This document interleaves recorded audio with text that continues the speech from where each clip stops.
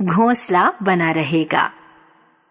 एक किसान के घर में मैना ने घोंसला बनाया। सूरज की रोशनी इस पे सीधी पड़ती थी। नन्हे नन्हे 4 बच्चे अपने निकलते पंखों को फड़फड़ाते और चीख कर चिल्लाने लगते। घोंसला बहुत गंदा था, उसमें कूड़ा करकट भरा हुआ। इसमें टहनियां थीं, सन के टुकड़े थे, कागजों के टुकड़े और कपड़ों के चीथड़े। किसान की पत्नी के लिए यह गंदा घोंसला था। उसकी सफाई पसंद आंखों के लिए यह परेशानी का कारण था, लेकिन स्वर्ग के सारे सुख मैना के बच्चों के लिए यहीं थे। मैना के बच्चे इसमें आराम से रहते थे। दिन में बच्चों के हिलने डुलने से जब घोंसले के नीचे गंदगी इकट्ठी हो जाती तो किसान की घरवाली चीख उठती, मैं कहां तक झाड़ू लगाऊं? इस घोंसले से मेरा काम बढ़ जाता है, कल इसे न रहने दूंगी। सुबह झाड़ू लगाते घोंसला हटाने की उसे सूझती, लेकिन प्यारे प्यारे नन्हे बच्चे खुशी से चिल्लाते जैसे गा रहे हों। किसी को झांकते हुए देखकर वे चौकन्ने हो जाते, आकाश को सिर पर उठाने वाली चीख से चिल्लाते और किसान की घरवाली को लगता कोई उसके अपने बच्चों को सता रहा है। घोंसला हटाने के प्रयास में वह सहम जाती, उसके हाथ फिसल जाते, वह बड़बड़ाती। दूसरी तरफ से बच्चे चिल्लाते, की चर चर चर की की की। अपने सिर को उठाते, गर्दन को हिलाते और पंखों को हिलाते। जब किसान घर में आता तो उसे शिकायतें परोसी जाती। उसकी पत्नी कहती, आज रामू ने शामू को ढकेल दिया। उसकी मां ने शिकायत की, रामू स्कूल नहीं जाता, बड़ा शरारती हो गया है, मेरी तो मानता ही नहीं, मुंह बिचकाता है, डांटती हूं तो गला फाड़ फाड़ के चिल्लाने लगता है, बड़ी आफत है। इससे थका किसान परेशान होकर जवाब देता, तुम ना जाने मुझे क्या समझती हो, पिटवाने के लिए शिकायतें लेकर बैठ जाती हो। बच्चों को प्यार से समझाओ, साथ रखो और देखभाल करो। देखो, सामने मैना अपने बच्चों को खिला रही है।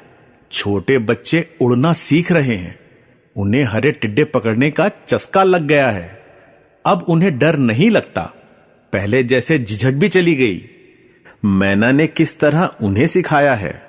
रहने भी दो, किसान की पत्नी चिल्लाई, मुझसे नहीं संभलते ये शैतान बच्चे। शैतान है पर हमारे हैं। माँ बाप की तकरार रामू सुन रहा था। वह भी सोचता था, अगर वह मैना का बच्चा होता तो उसे माँ बाप का प्यार ज्यादा मिलता। वे कितने प्यार से बच्चों को चुगाते हैं। छोटे कीड़े, गुबरैले कीड़े, घुन और हरे हरे टिड्डे, इनके माँ बाप आपस में नहीं लड़ते। किसान की पत्नी ने फिर से बात उठाई, मैं इनके घोंसले को नहीं रहने दूंगी। सारी गंदगी मुझे बुहारनी पड़ती है, इनके कारण ही तुम्हारी शिक्षा की कड़वी दवा मिलती है। किसान जिसे रोटी मिलने का अंदेशा था बोला, जैसा चाहो करो, मुझे खेतों पर जाना है। किसान की पत्नी रोटी बनाने में लग गई। बाहर किसान घोंसले को देख रहा था। एक कौवा झपटा, मैना चीखी। उसने बचाव किया, नर मादा दोनों ही जुट पड़े। कौवा लौट गया। किसान सोच रहा था, मैना अपने बच्चों का कितना ध्यान रखती है। उसका ध्यान पलटा। उसने सराहा उन बच्चों को जिनसे माँ बाप को खुशी मिलती है। जिन बच्चों की शिकायतें आती हैं, जो बच्चे नहीं पढ़ते, माँ बाप को कितना ज्यादा दुख देते हैं, इसे बच्चे नहीं जानते। वे माता पिता भाग्यशाली हैं जिनके बच्चे अपने आप पढ़ते हैं और अच्छे काम करते हैं। किसान नर मादा को देख रहा था। कितने ध्यान से वे बच्चे को पालते हैं, परेशानियों से बचाते हैं, कैसे कैसे तरीकों से सिखाते हैं। किसान उठकर अंदर गया। उसने देखा रामू अपनी माँ के पास बैठा है। उसने सुना रामू पूछता है, माँ, मैना के नर मादा कैसे पहचाने जाते हैं? उसकी माँ बोलती ही नहीं। किसान बड़े प्यार के साथ बच्चे के पास पहुंचा। उसने कहा, नर मादा एक जैसे लगते हैं, लेकिन इसकी पहचान है। मादा मैना के कंधे के पर चौड़े होते हैं और सिर थोड़ा बड़ा होता है। रामू बाहर भागा। पहचानने के लिए वह घोंसले को देखने लगा। किसान अपनी पत्नी को मना रहा था। तभी किसी ने सूचना दी, टिड्डी दल आ रहा है।